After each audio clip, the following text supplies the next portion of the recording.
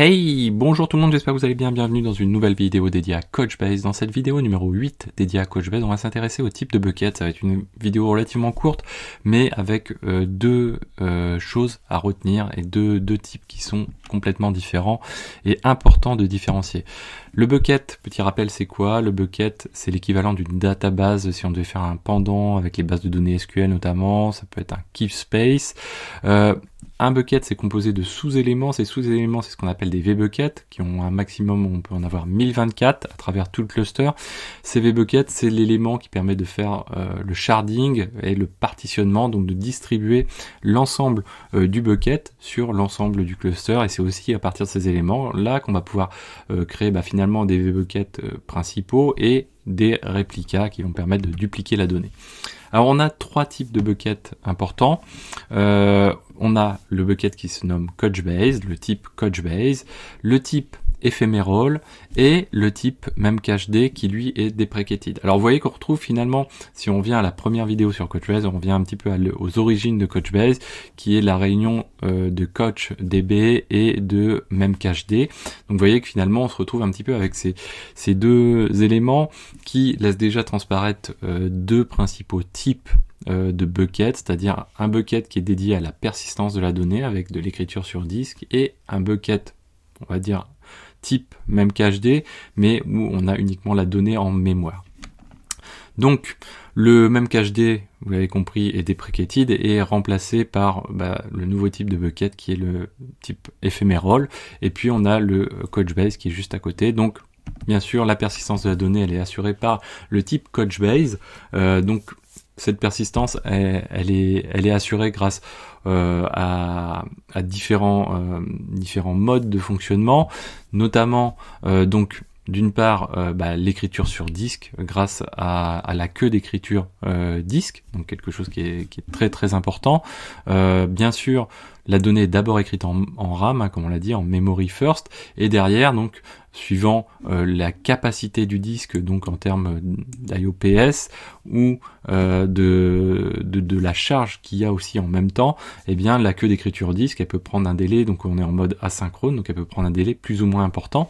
Ce qui a une incidence, c'est quand on a trop de documents en RAM et que on dépasse potentiellement le quota alloué en RAM, eh bien l'écriture disque bat son plein, on va dire, puisque il faut que les documents, pour pouvoir être sortis de la RAM, soient d'abord écrits sur disque. Si ce n'est pas le cas, ça occasionne une latence au niveau de cette queue d'écriture disque, même si de base, si l'écriture se fait vraiment au fur et à mesure, au fil de l'eau, eh bien sûr, l'écriture disque se fait sans grande latence, puisque finalement elle est écrite au fur et à mesure de l'arrivée en RAM des documents également. On a également donc un deuxième phénomène qui est important, c'est la réplication via le DCP, donc le Database Change Protocol. C'est un protocole spécifique à Couchbase qui permet d'entraîner la réplication, donc ce qu'on peut appeler cette fois-ci la queue de réplication et pas la queue d'écriture disque, la queue de réplication. C'est elle qui va permettre que dès lors que vous mettez un nombre de réplicas supérieur à 0, vous allez avoir un autre serveur qui va disposer d'un réplica de vos vbuckets. Eh bien, il y a une queue de réplication qui va entrer en jeu, puisqu'il y a forcément une latence entre le temps où la data va être écrite dans la RAM et ensuite répliquée sur l'autre sur l'autre serveur et du coup répliquée, donc ce qu'on appelle la queue de réplication également. Donc deux phénomènes importants sur lesquels on aura l'occasion de revenir. L'éviction, donc dans un bucket de type Couchbase, on a une éviction qui peut être full ou partielle des documents, à savoir donc si on est sur une éviction full, on supprime, donc un document est composé de metadata, c'est-à-dire tous les éléments qui ont permis de le caractériser, donc la date, des identifiants, etc. Et puis l'autre élément qui est stocké dans le document, bien sûr, c'est la data que vous avez créée dedans. Eh bien, soit on est en mode éviction full, c'est-à-dire qu'on va supprimer de la RAM la data et les métadatas, soit sinon on va être en mode d'éviction partielle, c'est-à-dire qu'on va juste supprimer la data de la RAM, mais on va conserver les métadatas. Alors attention, si vous avez beaucoup de documents, bien sûr, ça a une incidence forte, puisque du coup vous allez conserver malgré tout les métadatas en RAM, ce qui veut dire que potentiellement vous pouvez vous retrouver avec beaucoup de RAM utilisée pour les métadatas, et finalement très peu disponible pour les datas, donc quelque chose de très important à avoir en tête. La taille d'un document maximal pour un bucket de type Couchbase, c'est 20 mégabits, 20 mégabytes de taille de document. Les statistiques sont également disponibles, les statistiques disques sont également disponibles, puisque bien sûr on est sur un bucket de type Couchbase, donc avec persistance sur disque, donc bien sûr Couchbase fournit les statistiques disques qui correspondent. On dispose également d'un TTL, c'est aussi valable pour l'éphémérole également, qui va permettre de définir soit sur l'ensemble du bucket, soit individuellement pour les documents, une durée de vie de chaque des documents. Et donc en gros, quand cette durée de vie est dépassée, le document est supprimé tout simplement. Il y a une notion de durabilité qui rentre en compte, ça on a eu l'occasion de l'expliquer un petit peu. Faut le voir comme une sorte de quorum d'écriture et de lecture, c'est-à-dire que suivant le niveau de durabilité, on va garantir plus ou moins que la donnée a été déjà répliquée et vraiment très fortement à la fois persistée et répliquée pour répondre répondre à la requête via soit la lecture ou soit de l'écriture, en disant ok, ça a été écrit suivant un niveau de durabilité élevé, et dans ce cas-là je considère comme la requête comme acquittée, ou en lecture également, je recherche une donnée, et je sers la donnée qui est la plus durable ou pas. Ça c'est vraiment une configuration qui est adaptée en fonction de vos cas d'usage, en fonction surtout aussi de la performance, c'est-à-dire que plus on va mettre un degré de durabilité élevé, plus on va avoir un petit peu de latence, puisque on va chercher à avoir par exemple une écriture qui va être complète, c'est-à-dire à la fois en RAM, en disque sur la machine où c'est déjà présent en RAM et où on a le vbucket principal, et puis éventuellement sur un réplica à côté. Donc voilà, tout ça demande forcément plus ou moins de temps suivant le niveau de durabilité qu'on met en place. Alors le deuxième type, c'est le type éphémérole.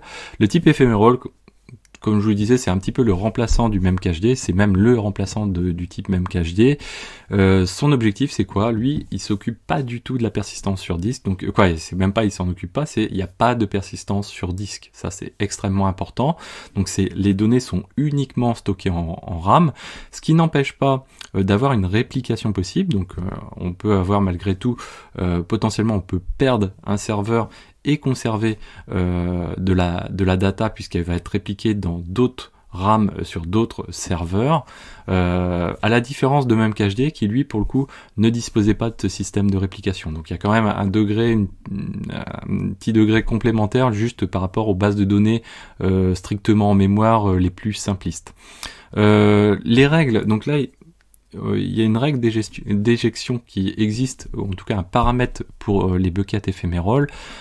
Soit on considère qu'il n'y a pas d'éjection, c'est-à-dire que si la RAM est pleine, le cluster va se bloquer, le bucket va se bloquer en termes d'enregistrement pour pouvoir enregistrer de nouveaux documents, mais il ne peut pas le faire et donc du coup il va se bloquer. Soit sinon le comportement peut être différent, alors là il faut faire très très attention, mais on peut considérer que à ce moment-là il y a une éjection des data, donc on peut écrire de nouveaux documents sous réserve que le bucket, qu'il y ait une éjection des données au niveau du bucket et au niveau de la RAM pour libérer de la RAM. Là encore, il y a du TTL également. Et puis, il y a un système de purge des tombstones. Donc, quand on parle d'éjection, donc on supprime des documents de la RAM. Et donc, ce qui se passe, c'est que on va se retrouver avec une RAM qui a supprimé des données de la data. Et malgré tout, Couchbase va conserver un certain temps ce qu'on appelle des tombstones, c'est-à-dire finalement les métadatas, des données qui ont été supprimées lors de l'éjection. Et ça c'est également un élément qui se paramètre, cette purge des tombstones, à une fréquence régulière qui est à définir plus ou moins grande. Bien sûr, si c'est trop grand, ce qui se passe, c'est qu'on risque de saturer la RAM, ou en tout cas d'avoir du mal à mettre du temps à récupérer de la RAM par rapport à la vitesse d'éjection qui est nécessaire pour récupérer de la RAM. Et puis là encore, donc il y a toujours le système de durabilité avec donc cette espèce de quorum. C'est un petit peu différent du quorum de Cassandra, mais ça reprend un petit peu ces principes-là, comme d'autres moteurs de base de données. Couchbase permet de fixer cette durabilité qui est finalement s'assurer du niveau d'écriture et de lecture des documents pour pouvoir répondre aux requêtes. Voilà, donc j'espère que cette vidéo vous a plu. N'hésitez pas à la partager, à vous abonner, à mettre des pouces bleus et commenter. Et moi je vous dis à très bientôt sur Xavki.